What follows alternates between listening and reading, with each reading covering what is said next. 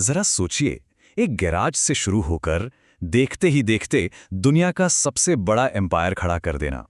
ये कहानी है जेफ बेजोस और अमेज़न की। एक ऐसी कहानी जो सच में अविश्वसनीय है। अच्छा, इस कहानी को ठीक से समझने के लिए सबसे पहले उस दुनिया में चलते हैं जिसे बेजोस छोड़ने वाले थे। सोचिए, वो वॉल स्ट्रीट पर थे, सफलता की चोटी पर। मतलब पैसा, रुतबा, एक सिक्योर फ्यूचर, सब कुछ था उनके पास। लेकिन उन्होंने ये सब छोड़ दिया। और क्यों? सिर्फ एक आइडिया के लिए, एक गैरेज से ऑनलाइन किताबें बेचना। बस उस वक्त लोगों को ये एकदम पागलपन लग रहा था, कोई यकीन ही नहीं कर पा रहा था। तो सवाल यही उठता है कि वो एक छोटा सा दांव, एक गिराज से किताबें बेचने का आइडिया आज दुनिया की सबसे बड़ी कंपनियों में से एक कैसे बन गया। चलिए इस पूरी कहानी को परत दर परत समझते हैं। तो ये सब शुरू होता है एक बहुत ही हिम्मत वाले फैसले से। एक ऐसा फैसला जिसने सिर्फ उनकी नहीं बल्कि हमारी पूरी दुनिया की दिशा ही बदल दी। वॉल स्ट्रीट पर उनकी जिंदगी मतलब एकदम सेट थी। मोटी सैलरी, समाज में रुतबा और एक सिक्योर फ्यूचर। ऐसी जिंदगी जिसे छोड़ने का कोई सोच भी नहीं सकता। पर बेजोस ने अपना सब कुछ दांव पर लगा दिया। लेकिन इतनी कामयाबी के बाद भी बेजोस के मन में कहीं एक बेचैनी थी। उन्हें यह महसूस हो रहा था कि दुनिया एक बहुत बड़े बदलाव के मुहाने पर खड़ी है और ज्यादातर लोग इस बदलाव को देख ही नहीं पा रहे थे। और फिर उन्होंने एक नंबर देखा, एक ऐसा नंबर जिसने सब कुछ बदल दिया। 2300%। जी हां, 1994 में इंटरनेट की ग्रोथ रेट यही थी। बेजोस ने इस एक आंकड़े में पूरा भविष्य देख लिया। उन्हें समझ आ गया कि ये वो मौका है जो जिंदगी में सिर्फ एक बार मिलता है। और जब उन्होंने नौकरी छोड़ने का फैसला किया तो क्या हुआ होगा? उनके बॉस, उनके दोस्त, सबने कहा यह पागलपन है, मत करो। सबने उन्हें रोकने की पूरी कोशिश की। यह सिर्फ एक जॉब छोड़ने जैसा नहीं था, यह एक बहुत बड़ा सोशल और प्रोफेशनल रिस्क था। पर बेजोस अपने विजन पर अड़े रहे।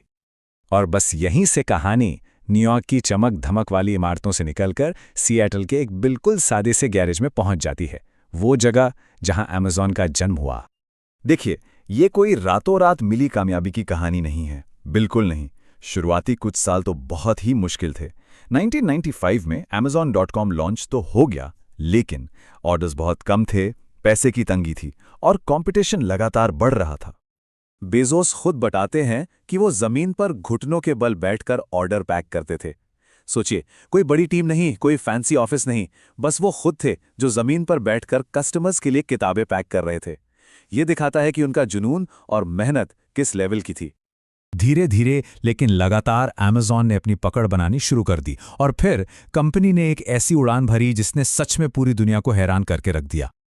Amazon की ग्रोथ कमाल की थी। शुरुआत हुई किताबों से, फिर आए इलेक्ट्रॉनिक्स, फिर कपड़े और धीरे धीरे ये बन गई दी एवरीथिंग स्टोर, मतलब जहां सब कुछ मिलता है। और बात यही नहीं रुकी, फिर आया AWS यानी Amazon वेब सर्विसेज, जो आज इंटरनेट की रीढ़ की हड्डी है, और प्राइम वीडियो जैसे इनोवेशंस जिसने Amazon को एक मामूली ऑनलाइन स्टोर से एक टेक्नोलॉजी जाइंट बना दिया। और इस जबरदस्त ग्रोथ का नतीजा क्या हुआ? जाहिर है, बेजोस की नेटवर्थ में एक तरह का विस्फोट हुआ। 2017 तक वो $100 बिलियन के आंकड़े को पार कर चुके थे और उसके सिर्फ 3 साल बाद 2020 में ये नंबर $200 बिलियन तक पहुंच गया। इसी के साथ वो दुनिया के सबसे अमीर इंसान बन गए। लेकिन Amazon को टॉप पर पहुंचाने के बाद भी बेजोस रुके नहीं। अब उनका ध्यान कुछ नए पैशंस पर था और साथ ही कंपनी से जुड़े कुछ विवादों पर भी। तो 2021 में उन्होंने Amazon के CEO का पद छोड़ दिया और एक नई भूमिका में आ गए। अब उनका पूरा का पूरा फोकस अपने बचपन के एक सपने पर है, स्पेस ट्रैवल। उनकी कंपनी है ब्लू ओरिजिन, जिसका मकसद है स्पेस ट्रैवल को आम लोगों के लिए मुमकिन बनाना। हाँ, लेकिन इतनी बड़ी कामयाबी के साथ साथ विवाद भी जुड़े। Amazon पर अपने एम्प्लॉयज के लिए मुश्किल वर्किंग कंडीशंस को लेकर और मार्केट पर एक तरह की मोनोपोली बनाने जैसे गंभीर आरोप भी लगे हैं। इन आलोचनाओं पर बेजोस का हमेशा एक ही जवाब रहा है कि आलोचना हमें बेहतर बनाती है। तो इस पूरी कहानी से क्या सीखने को मिलता है? चलिए बेजोस की कामयाबी के पीछे जो कुछ मेन प्रिंसिपल्स हैं उन पे एक नजर डालते हैं। सबसे पहला और सबसे जरूरी सबक है कैलकुलेटेड रिस्क लेना। देखिए, उन्होंने अपनी सिक्योर जॉब छोड़ी, लेकिन ये कोई अंधा दाव नहीं था। ये उस 2300% वाले आंकड़े पर आधारित एक बहुत ही सोचा समझा फैसला था, एक कैलकुलेटेड रिस्क।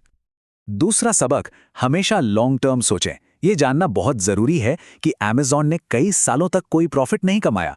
बेजोस का फोकस कभी क्वार्टरली रिजल्ट्स पर था ही नहीं, उनकी नजर हमेशा आने वाले दशकों पर थी।